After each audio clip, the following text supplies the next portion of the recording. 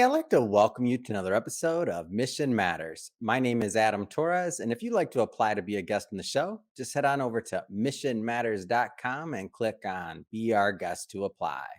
All right, so today is a very special episode. We're welcoming back to the show Leigh Kearney, who is the founder and president over at LPK Consulting. And I'm proud to announce an author in our recently released Business Leaders book series. It's a best selling series. And hey, Leigh, I just want to say, hey, welcome back to the show.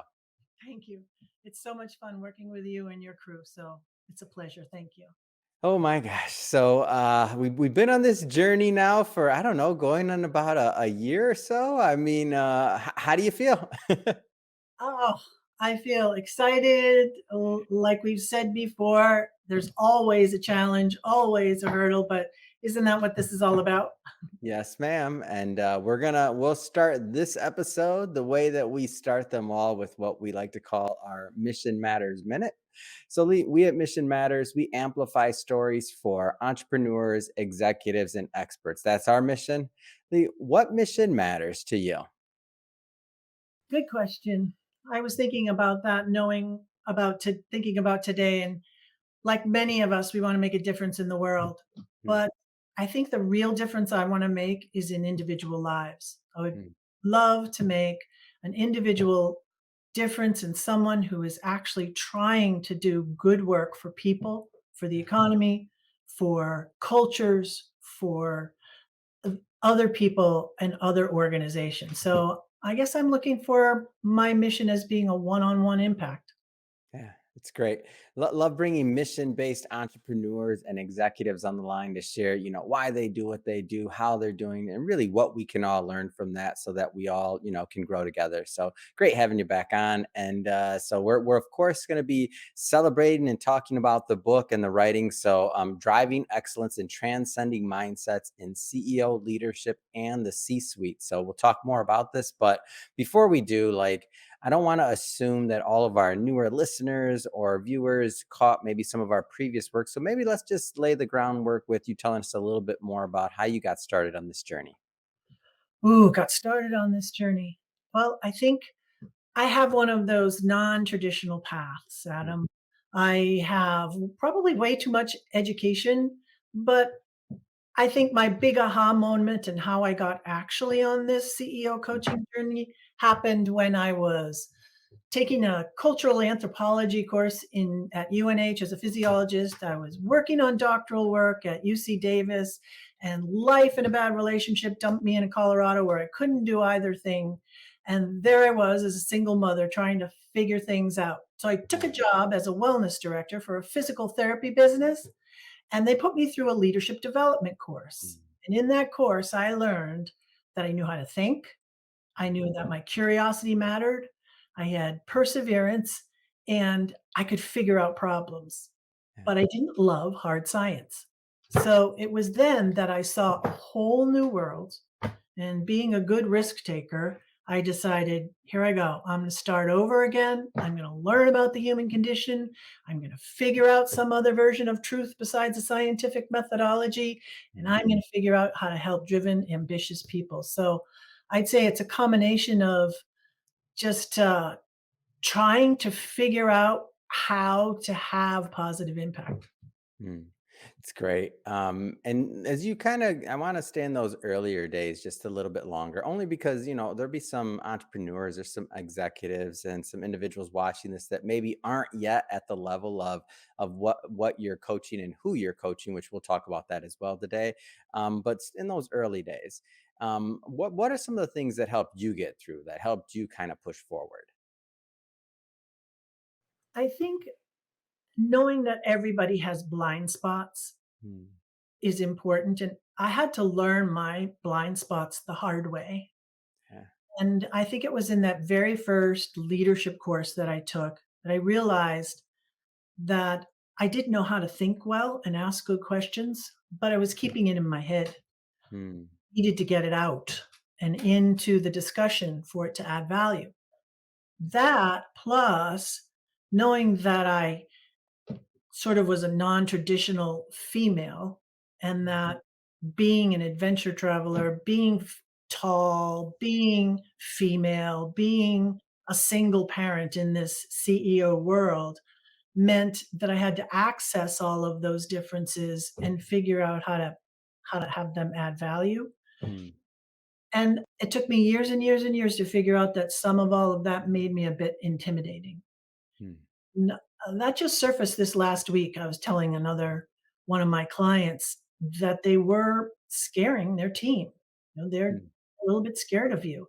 And that senior person didn't see themselves as scary at all or Yeah, unapproachable or intense or driven or any of those yeah. things.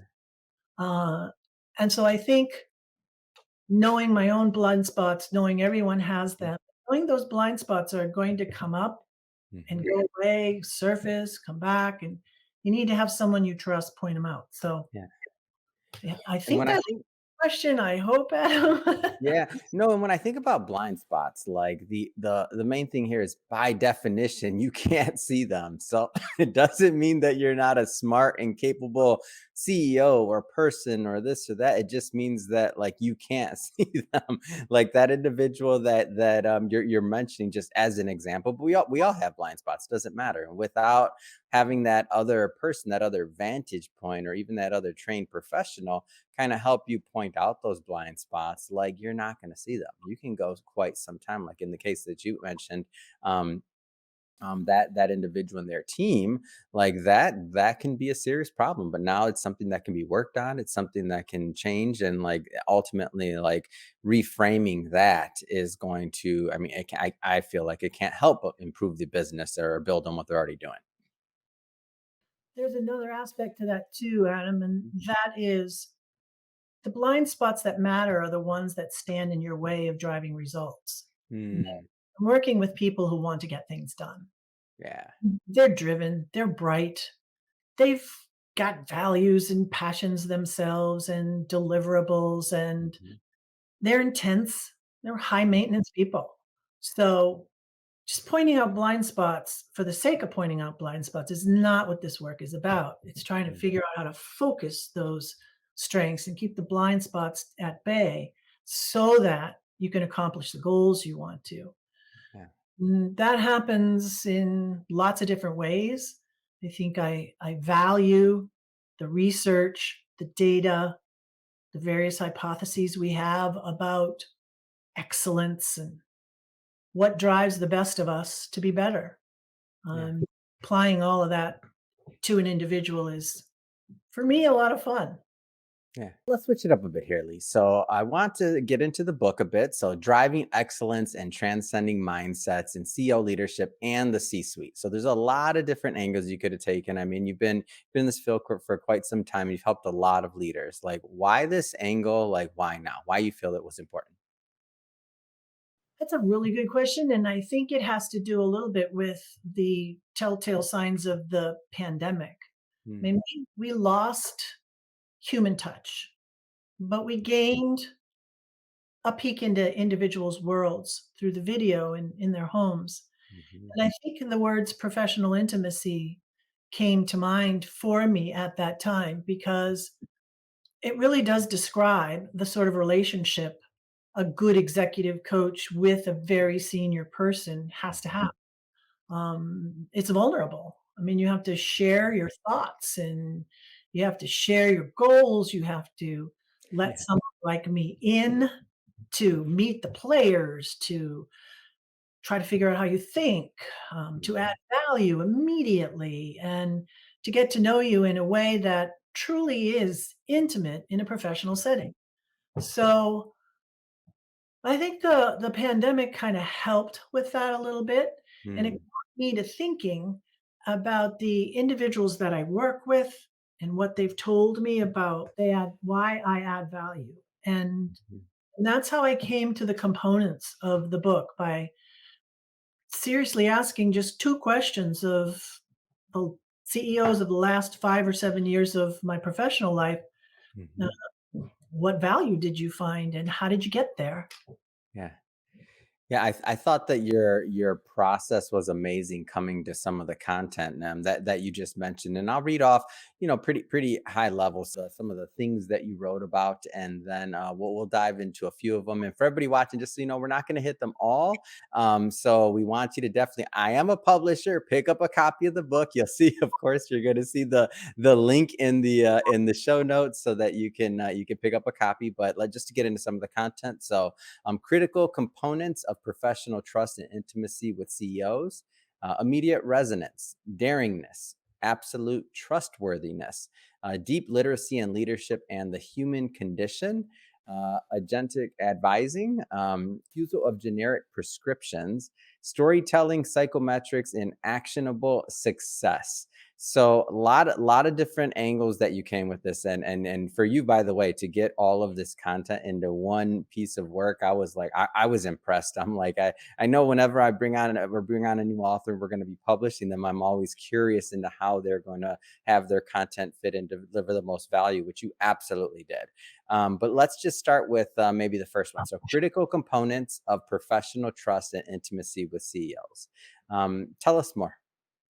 Well, actually, I think immediate rapport with an individual who doesn't have a lot of time and really has a lot on their minds and wants to get things done. So you're saying that you're working with CEOs and they don't just stop everything, and it's not like, "Oh, let's go," like Not unless you're daring enough to listen hard and Yeah. figure out quickly Mm, what you can do to add value. I yeah. mean, those people are very good at deciding whether or not you've got something they need to know. And Mhm, so I think the daring component is really important. I learned early on that I get myself in a lot of trouble by asking questions. I mean, even mm. my family gives me grief. You ask too many questions, and why are you asking this question? But those questions work wonders Yeah. in the workplace and with those who really need to think out of the box to get Mm, to a solution. And there are people all around senior executives who have their own agenda even when they try not to. mm, So being able to have the willingness, the ability, and the daringness to say what I see mm. that might help has proven valuable to those I work with. So I think I would start there, Adam. Does that make sense? It does, and I think that I'd like to hear a little bit more about just like your like what's that magic or what's that process that allows you to do that. At this point, I mean, you've been doing it so long. Is it just something that you naturally were able to do, or is there like something else there? Because or do you even know? I don't know. I've tried to answer that question to a few of my clients, so I Yeah, might not have all the pieces in my brain, yeah, but I think my own path of being sort of curious and wanting to know what truth was and mm, how do you help how do you help those sort anybody be better? What does mm, excellence mean? Uh, and I think I'm a pretty good risk taker. yeah, So and I'm not afraid of hard work. mhm, And neither are any of the people I work with. So there's a little, I kind of understand where they're coming from, but I don't occupy their seat. mhm, So yeah, I don't have that added layer of responsibility on my shoulders that they do. And so I think getting to the point quickly mhm, and offering some possible hypotheses based on the sort of diverse education that I have, the yeah, years listening to these stories over and over and over again, yeah. and being able to offer immediate advice and solutions for the current issue that adds to the long-term solution. That combined with, I mean, one of the things you write about is trustworthiness. So, like, because when I think about, I guess if we go far enough back, maybe the word would be confidant, but it's not exactly what you do because you're providing advice. So that and you're consulting, so that it's different. But when I think about, like, you're the keeper of what's going on in companies and you're providing advice, like when you use the word intimate more than once, like that's accurate. Like, what do you think helps you earn the trust or receive that other side of the relationship, because it's a two-way street there. Yeah. Well, Adam, if you think about the people in your life who Hmm. actually have your back, Yeah. really have your back, who don't have a hidden agenda, Hmm. will show up when nobody else will. Uh, Yeah. I think about that in my own life Hmm. and wish I had that more. Hmm. So it's easy for me to go to that place where uh, I'm going to do whatever it takes to help you as much Yeah. as I can. That makes me feel like a good person. So there's a big me component here. I'm Yeah. owning. I think it's important to have somebody's back when they really need it. Yeah. That And what? beyond confidentiality, beyond privacy. Yeah. Um, so having your back, I would Yeah. say, gets there. And I feel like, and this is just my, from the outside looking in, and then also digesting your work, and then we've also worked with each other. So the other part about this is that once you finally do start working and you're involved in that relationship, like this ties into what you wrote in the book, like it's not a generic prescription. The last thing that you want is you think you give somebody your trust, you go down this path, and then all of a sudden you're like, am I being handled? Is this part of a process? Does he or she say this to everyone? Like, I don't know. I just don't feel exactly like on. Like that's the worst thing ever. So when you wrote, I just laughed when I was reading that. I'm like, avoid generic prescription. I'm like, here we go. There you go. Well, I have this wonderful man that I've worked with now, 3 different CEO appointments, Yeah. publishing to startup episode to Apple, now on a later stage turnaround startup, and the data I talk about collecting, the psychometric data, Mhm. that's a baseline where my own database of 3,500 plus people I can compare and contrast. I can rack and stack you to what we know in all of the books that you can read and that are published about competencies and Yeah. senior executives and all of that. We can do it. Then we need to figure out what your particular strengths are and how you're going to influence people and what that actually means. And so the relationship is really 24/7, 365. And Mm. this man just called me up the other day. We were talking about the cool new thing that might be happening. And of course, it has to do with AI. Who's not talking about AI these days? And it's amazing. And he laughs and chuckles and says, you were right. And I was right. What was I right about? Well, the hardest thing I know about CEOs is that they care about their people, the ones who Yeah. work with me anyway, and getting rid of the talent that's not necessary anymore or might be not building on the culture you want to build, Mm. so hard, so hard. And and so he calls up to talk about what does that mean for the company, am I on the right track, can you think of anything else? And those sorts of relationships are fun for me. I feel like I'm Yeah. adding value, but it's just picking up the phone and saying, hey, this is what I'm thinking.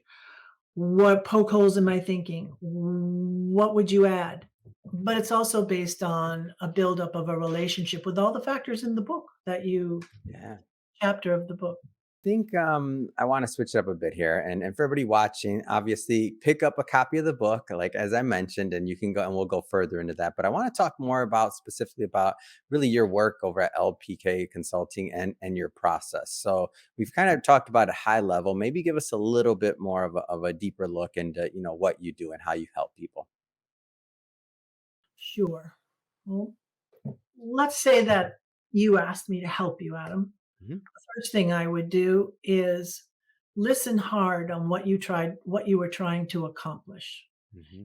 I would let you tell me what you thought was important for me to know. Yeah.